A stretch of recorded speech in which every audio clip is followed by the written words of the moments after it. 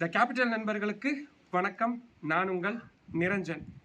Israel Iran இடையிலான போரில் America நேரடியாக குதிச்சிருக்கிறது மூன்றாம் உலக போரை நோக்கி உலகம் போகுதோ அப்படின்ற மிக கவலையான ஒரு கேள்வியை எழுப்புது. ஆனால் அதை விட மிக முக்கியமான விஷயம், ரஷ்யா இந்த விவகாரத்தில் என்ன செய்ய போகிறாங்க அப்படின்றது தான். இதை பற்றி உலக பத்திரிகைகள் நிறைய கட்டுரைகளை எழுதியிருக்கிறாங்க. அதெல்லாம் அனலைஸ் பண்ணி சில விஷயங்களை நம்மளால் இதிலிருந்து புரிஞ்சுக்க முடியுது. ரஷ்யாவை பொறுத்த வரைக்கும் இந்த விவகாரத்தில் 3 விஷயங்களை அவங்க அடிப்படையான விஷயங்களா பார்க்குறாங்க. அதுதான் அமெரிக்காவை நேரடியாக எதிர்க்கணுமா அப்படின்ற ஒரு விவகாரம். ஏன்னா ஏற்கனவே ரஷ்யா உக்ரைன் கூட போரில் ஈடுபட்டிருக்கிறாங்க. அமெரிக்க அதிபராக ட்ரம்ப் வந்ததுக்கு அப்புறமா உக்ரைனுக்கு கொடுக்கக்கூடிய அந்த இராணுவ உதவிகளை கொஞ்சம் கொஞ்சமாக குறைச்சிருக்கிறாரு. அவர் கொடுக்கக்கூடிய டிமாண்டுகள் அப்படின்றது உக்ரைனால ஏற்றுக்கொள்ள முடியாததா இருக்குது அப்படின்றது அடிப்படையான காரணம். இப்போ அமெரிக்காவுக்கு எதிராக ரஷ்யா நேரடியா களம் இறங்குறாங்க அப்படின்னா உக்ரைனுக்கு கொடுத்துட்டு இருக்கக்கூடிய ராணுவ உதவிகளை இன்னும் அதிகமாக்குவாங்க. அது உக்ரைன் ரஷ்யா மீது பண்ணிட்டு இருக்கக்கூடிய சண்டையை இன்னும் தீவிரப்படுத்தும். அது இன்னும் மோசமான விளைவுகளை ரஷ்யாவுக்கு கொடுக்கும் அப்படின்றது இந்த தயக்கத்திற்கான மிக முக்கியமான காரணமா இருக்கு.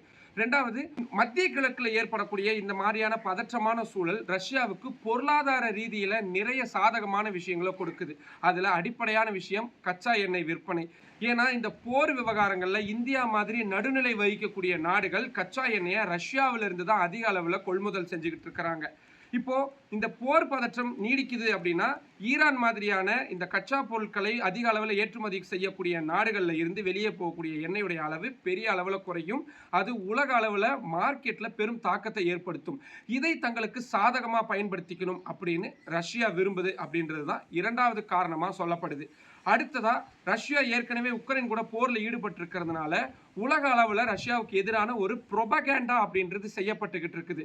அந்த புரோபகேண்டா தான் உலக அமைதிக்கு ரஷ்யா குந்தகம் விளைவிக்கக்கூடிய வகையில் இருக்கு அப்படின்றது.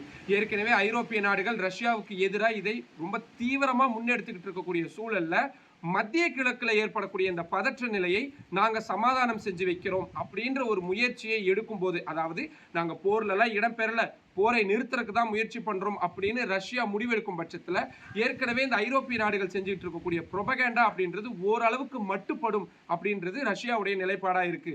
அதனாலதான் கடந்த சில தினங்களுக்கு முன்னாடி இஸ்ரேல் ஈரான் இடையிலான போர்ல நாங்க மத்தியஸ்தம் செய்யறதுக்கு, அதாவது அமைதி பேச்சுவார்த்தையை நடத்துறதுக்கு தயாரா இருக்கிறோம் அப்படின்ற ஒரு அறிவிப்பை ரஷ்ய அதிபர் விளாடிமிர் புட்டின் வெளியிட்டிருந்தார். இது சாத்தியமானது தானா அப்படின்னாலும் கூட இப்ப இருக்கக்கூடிய சூழலை அதை சாத்தியப்படுத்துறதுக்கான முயற்சிகள்ல ரஷ்யா தீவிரமா ஈடுபட்டிருக்கிறாங்க. இதன் காரணமாக தான் ரஷ்யா இந்த விவகாரத்தில் ஒரு முடிவெடுக்க முடியாத சூழல்ல இருக்கிறாங்க. ஆனால் இவங்க ரொம்ப நாளைக்கு இதை செஞ்சுக்கிட்டே இருக்க முடியாது. காரணம், மத்திய கிழக்குல ரஷ்யாவுக்கு ஆதரவான நாட்டில் ஒன்று தான் ஈரான்.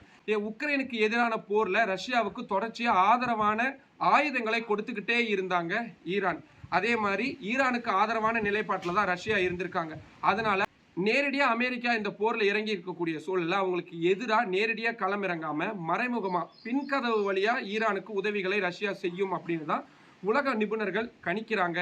வரக்கூடிய நாட்களில் ரஷ்யா என்ன செய்ய போகுது அப்படின்றத நம்ம அடுத்தடுத்த வீடியோக்கெல்லாம் தொடர்ச்சியாக பார்க்கலாம். இப்போது ரஷ்யாவுடைய இந்த நிலைப்பாடு சரியானதாக இருக்குமா, இல்லை அமெரிக்கா அவங்களுடைய ராஜதந்திரங்கள் மூலியமாக இதை சாத்தியப்படுத்தியிருக்காங்களா? உங்களுக்கு தோணக்கூடிய கருத்துக்களை கீழே கமெண்ட் பாக்ஸில் சொல்லுங்கள். மற்றும் ஒரு வீடியோவில் சந்திக்கலாம். நன்றி.